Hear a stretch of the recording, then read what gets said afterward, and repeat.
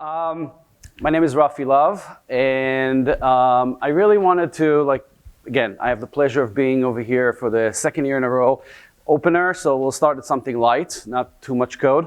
And a little bit about myself. I'm a lead data scientist at Deloitte in our federal cognitive practice, where I really cross over multiple agencies and a little bit of commercial. I also the R champion for Deloitte Federal.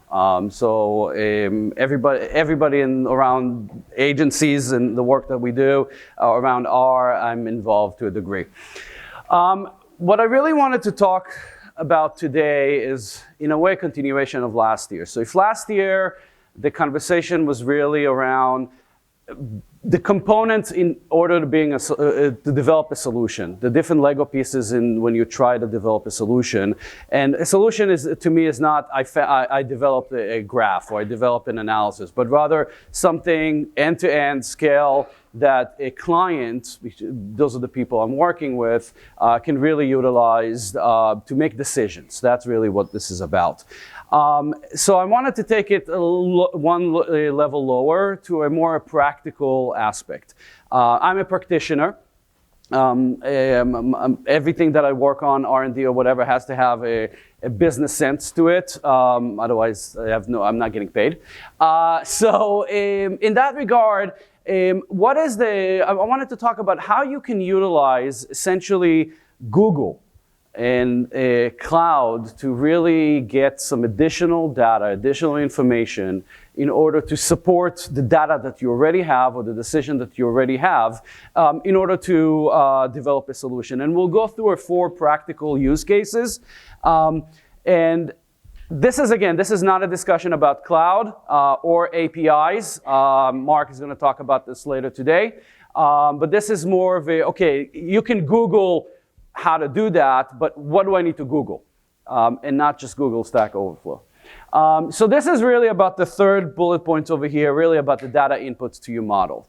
And going through those, I really want to focus for a second around what is the current use of cloud. So we all know about scalability. We all know about compute. I want to develop a Shiny. I can put it on a Shiny server. I can put it on AWS, GCP, etc. And I can deploy it to a client. Great.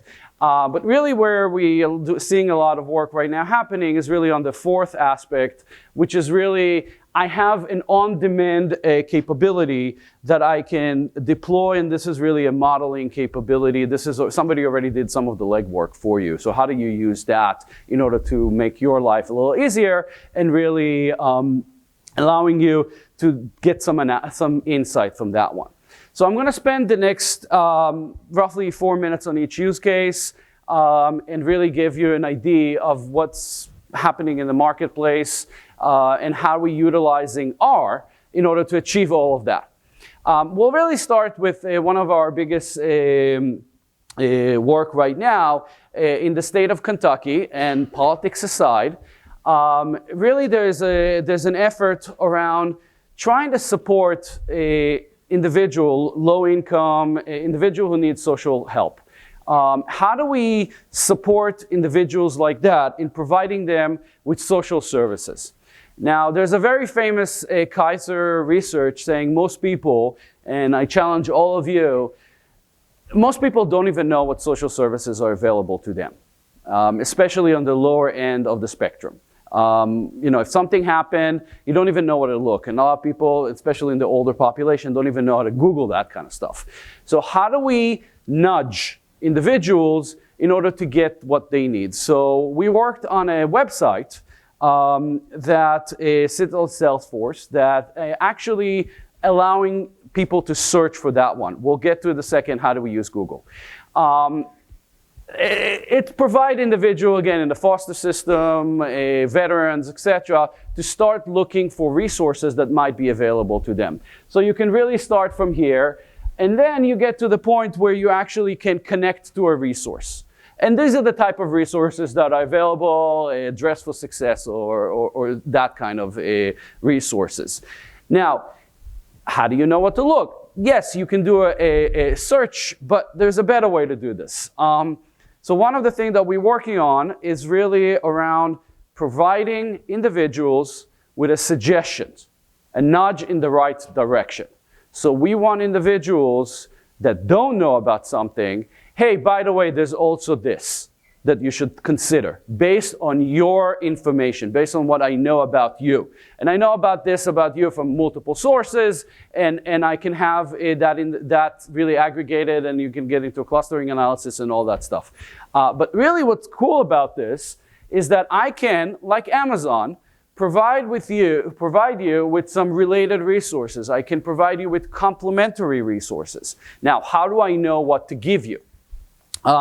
So we really start with our capability, with our thinking around people like you also look at somebody else. So I would say, listen, I'm not going to make any determination, but I'm saying you are like you, and therefore you should also consider something else. And I think all of you know where I'm going with this one. It's like the Amazon case, especially complementary.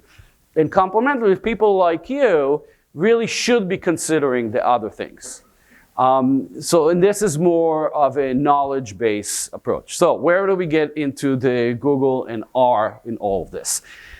This is a classic case where I can actually utilize, and these are the models, similarity and complementary, and this is where we're getting into the use of data, enhance my data based on current activity on the website. So we all know about Google Analytics. I'm sure we all know that Google tracks everything that we do, but you can actually use this for good. And how do you do this? Because I can actually recognize users, and I can recognize their path around the system and around the website, and I know who those people are, and I know something about you, and therefore I can kind of chart this for all of them. And this is where a practical use case of R. There's a great package. Well, actually, there's a couple packages, but this one is using Google Analytics R, which is really an API entry to R from Google Analytics. And this is really where it allows you to take information out of the behavior. And again, the code is up there. It's nothing. I'm not going to go too much into code, but you can really see how you can start getting information how people navigate through the system. And because they navigate through the system like that, I can now create association rule. I can create clustering, et cetera, et cetera. This is one use case that behavior can actually behavior can nudge other people's behavior. Another use case is really around prioritization. There are efforts around agencies, different agencies, in how to get. I have limited supply of resources of people, what they need to do, inspections from the FDA inspection, and this one is around transportation. How do I get the inspection prioritization done right? There are limited resources. There's what I know about what's happening around. There's a lot of statistics around that, but how do I use that in order to prioritize? Now, I'm sure all of us kind of thinking, okay, well, you get all the data, you build some patterns, you build, you can create a different type of analysis and start graph and all that, etc., which is all good and great. But there is an additional path that we are thinking through in how to really chart out additional data into your analysis. And one of the way to kind of think through that is through animation. And there will be a talk later on about the history of ggplot2 and around descriptive statistics. But what really important over here is two things. One, you can actually access Google Map and really start visualizing within R the patterns that actually happen. Now, yes, we can have a column for when things happen. You have a date. And you can design a column that creates the lag. But when you actually visualize that, and what you see in the GIF over there is really, and this is just a really, really small subset, accident. If it's red, it means there was a human event over there. The size of the dot is obviously the damage. But what's really interesting over here, and you can notice that it's hanging out in a particular location. It's kind of moving from Houston, it's going up, and then it's hanging out over there for a couple of days. So you can start visualizing that there is a break in the data. Now you can kind of thinking about why. For example, weather related. Okay, now I know I need to bring this other data. So this is how this kind of analysis enhance your analysis. Next use case that I'm actually encourage all of you to really explore the GCP and the NLP capability, and this is really around the APIs that we'll discuss later, is really voice to text. And this is really, if you remember a few slides ago, I talked about the fourth column of utilizing existing algorithm and really providing it to you. To create a speech-to-text algorithm, yes, you can do that, but you need massive amount of data. It's really useful to utilize API and the Amazons, the Google, the Microsoft of the world that actually invested in that. And yes, there's a cost associated with that. But the important thing over here is that you can start taking calls, and in this case, this is a prison use case, where you can really utilize and identify if there are any risks associated with a particular call. This is not in order to monitor people and what they're saying, but really, do I even need to worry about this? Is really around public safety. And in order to, now there's no way to do this manually, but how you can do this using Google is really you can start passing it through the API and get data. And here's some example around 50 calls and the word error rate that we calculated. And you can see that overall we're getting a really good accuracy. It's roughly 70% accuracy on our calls. And you can start building models around a machine learning model. This is an XGBoost model that really can start XGBoost on top of XGBoost, but you can really start analyzing and utilizing the text. But it's not just the text. What Google gives you is really just who says what when. You can start getting the text, you're getting the confidence, you're getting what it is about. You can start analyzing if there are any lexicon that you need to account for, which you can start really working with it's not just I have audio and it's not just text, it's the combination. And you can start calculating, for example, if I have a significant break. And if I have a significant break, that is important to me because now I know that somebody's trying to communicate something unintentional or intentionally that I don't want them to listen to. And really what it looks like, and this is really, again, this is all generated in R, it's a shiny dashboard actually, that you can start visualizing through the API that you get who said what when. You get the language, you get the wording, you get the timing, and then to an R, you can actually utilize that to create the frequency and the speed and essentially the audio component. And putting it together is really where you start, okay, now I have a complete data set. And this is just, again, another example where we can utilize services that are beyond your local laptop in order to create data sets. We have information about people. We have information about the call or just a high-level date time, etc. But what you can really get out of Google and out of services like that is really the capability of aggregate additional data that now give you a complete picture of what's going on. And once you have this complete data, you can add other data to it. In our case, and just want to just a word about that, you can start creating additional. You can start adding additional statistics, zero crossing rate, for example, which is really the change of speed. Now you know who said what when. You can imagine how you can really incorporate the speed in which people are speaking, if they're taking a large break or not.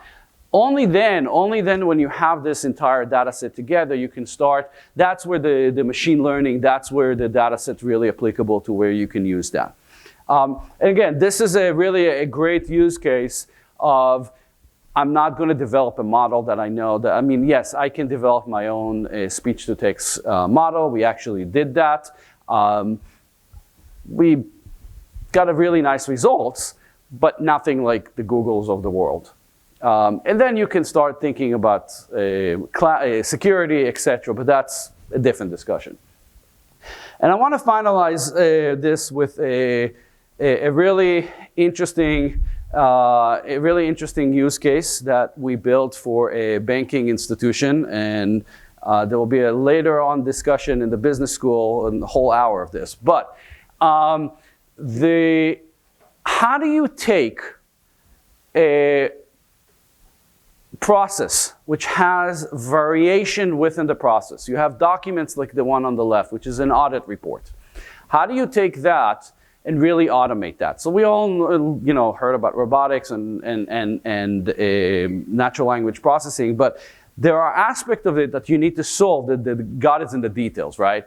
How do you solve the nitty-gritty? How do you take a document like that and really transform that the code can start making decisions?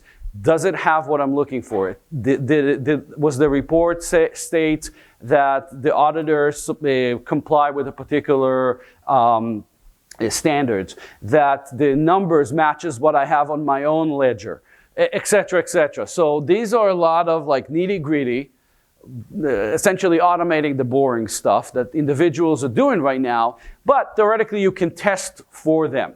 Now, the example over there from the audit report, that's nice, right? That's a really clear document. It's digital. You can read it, no problem. But the problem is that it doesn't always look like that, and it's not always in English. And this is actually, I was trying, on the bottom right over here, you have a really nice table, but you can see that there are dual lines over here underneath a couple of them and no lines in others. How do you adjust for that? Some information, like on the top right, you have a lot of noise in the system, for lack of a better term.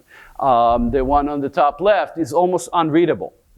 So the problem that now you're facing is, how do I solve for an OCR problem where I know my data might be wrong, but I do need to make a decision over that? So there are multiple ways to approach that, and we can have a whole discussion around OCR, including a document enhancements, and you can do a neural network or any trying to get a better results of that, et cetera, et cetera. But one cool way to do this is really around getting the data and building a corpus of correction. So one of the things that you can do is enhance your text, saying, in my corpus, and this is actually not computationally extensive. I can take my text, my corpus, and I can run it through handspell, etc., that really can identify a misspelling.